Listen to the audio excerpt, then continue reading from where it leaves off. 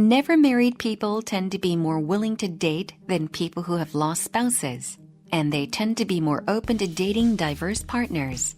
For example, in a sample of over 3,040 to 69-year-old middle-aged single people, never married singles, especially men, were more willing to date someone in general, as well as date a person of another race, religion, and socioeconomic status than themselves. Over half of the never married singles were willing to reach out and date those different from themselves. Fitzpatrick and her colleagues suggest two reasons for the never married's open-mindedness.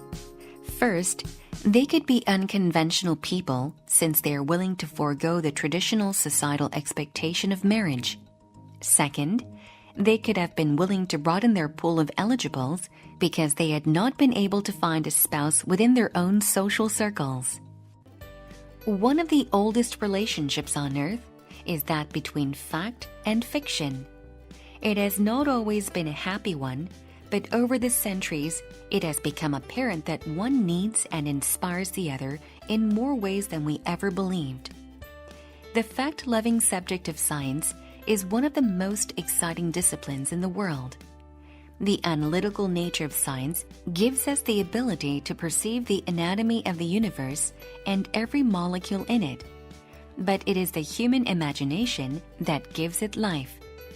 Descriptions of the history of the Earth, the stars sparkling across the cosmos, worlds so far away we may never see them, and the wonderment of what life forms potentially exist out there, contain more exotic characters and magical realms than any fictional tale. By using storytelling, the walls of science are being broken down, and a self-conscious reading public, aware of and excited by its own progress and the rapidly changing world around it, can finally engage with a subject that makes the existence of such entities entirely possible. Compared to their parents, baby boomers want to retire earlier, expect to live longer, and want to do more in their golden years. However, all of these goals require assets to replace the income they will leave behind when they stop working. The boomers are notoriously poor savers. Fewer than 35% of all tax filers make a registered retirement savings plan (RRSP) contribution.